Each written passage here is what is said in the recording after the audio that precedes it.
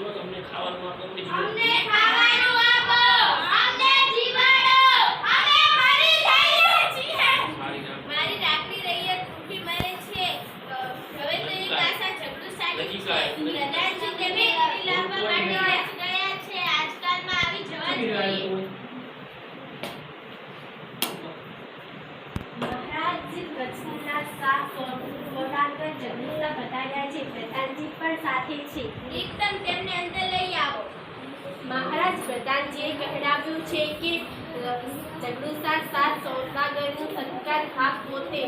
સમજો એના સત્કાર માટે મારે સામે જવું જોઈએ. પ્રધાનજીની વાત સાચી છે. ચાલો પ્રધાનજી આવે છે જો કચ્છના સાપગાદર આવી રહ્યા છે. એ પ્રધાનજી છે જો એટલે ડફુડ જંગ સાથે આઈ દેલો ભેટવા જો લાગે બેટો બે વધી જો બોલ હા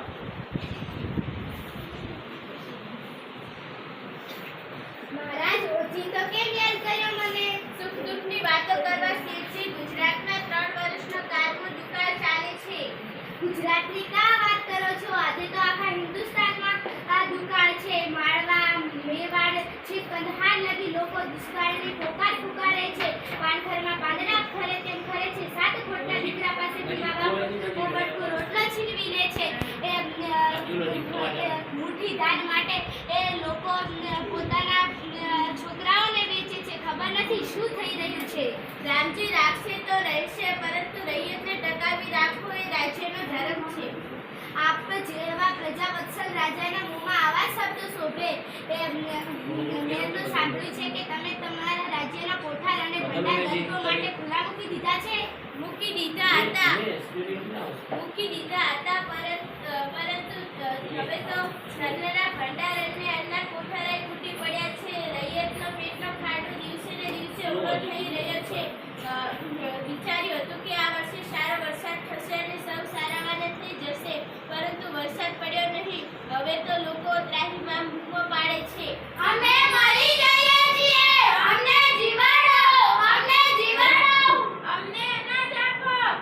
ભૂખ્યા ગળામાંથી બરોબર અવાજ પણ નથી નીકળતો.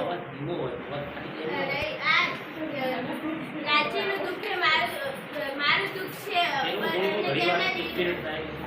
રાજ્યનું આ દુઃખ એ મારું દુઃખ છે અને તેમના નિવારણ માટે મને કોઈ રસ્તો દેખાતો નથી. માટે મને તમે યાદ આવ્યા. હું યાદ આવ્યું? કેવી રીતે મહારાજ? મારા સાંભળવામાં આવ્યું છે કે જગડુશાની ગામમાં કેટલીક વખારો છે. મારી માલિકીની વખારો? મારી માલિકીની વખારો તો મેં ગામમાં ક્યાંય રાખી જ નથી મહારાજ. તો અમે સાંભળ્યું એ શું? કઈક સમજ ફેર થયો હશે, કારણ કે વખારો મારી ખરી ને, અને એમાંનું અનાજ એ અનાજ મારું નથી મહારાજ. કોનું છે? તમે કોને આપ્યું? ક્યારે આપ્યું? જો મને કહ્યું હોત તો હું તેને મોં માગ્યા દામ આપત. જો તમારે જાણવું હોય તો તમે વખારો ખોલીને તપાસ કરાવો ને. સારું, સુકાળ પડ્યો હું દરેક દાડાને મોતી ગણીને આપીશ. આપ જેવા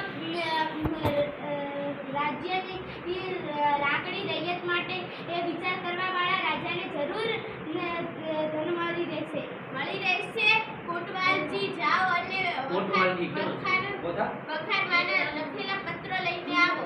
જેવી આજ્ઞા મહારાજ. મહારાજ આપને આજનો દુઃખ તમને આટલું દુઃખ લેવાની જરૂર નથી. મારા માણસોને મેં ક્યારના મોકલી દીધા છે, આવતા જ હશે.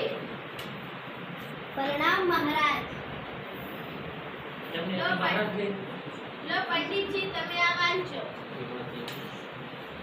મહારાજ સાંભળો, આમાં લખ્યું છે કે આ વખતમાંનું બધું જ અનાજ એના ભૂખે મરતા ગરીબ ભાઈ પાંડવોનું છે. દેશની ભૂખે મરતી વસ્તી આ અનાજની માલિક છે અને એક દાણા પર પણ જગનુશાનો હક નથી. વાહ વાહ વાહ વાહ. તમે તો કહેતા હતા કે આ વખારમાંનું અનાજ આપનું નથી. આ મારું ક્યાં છે? આ તો દેશની ભૂખે મરતી ગરીબ વ્યક્તિઓનું છે. આમાંથી એક દાણો પણ લેવાનો મને હક નથી મહારાજ. પ્રણામ મહારાજ. લો પંડિત, આ લેખ વાંચો. મહારાજ સાંભળો, આમાં લખ્યું છે કે આ વખારમાંનું બધું જ અનાજ એના ભૂખે મરતા ગરીબ ભાઈ બાંટવાનું છે. દેશની ભૂખે મરતી વસ્તી આ અનાજની માલિક છે અને એના એક દાણા પર પણ ચગડુસાનો હક નથી. વાહ વાહ વાહ ઉપર વાહ વાહ વાહ આ વાહ ગુજરાત ભેટી છે ચીજી વગરનો લેખ આપ વાંચો ચીજી વગરનો લેખ તું વાંચ દે હવે હું તમને ત્રીજી વખારનો લેખ સંભળાવું. મહારાજ સાંભળો. આમાં લખ્યું છે કે આ વખારનું બધું જ અનાજ દેશની ભૂખે મરતી વસ્તીનું છે. ભૂખે મરતી વસ્તીનું છે. આ અનાજનો માલિક ભૂખે મરતી વસ્તી છે. એના એક પણ દાણા પર ચગડુસાનો હક નથી. વાહ વાહ વાહ વાહ જગદુશા તમારી ગામમાં આવી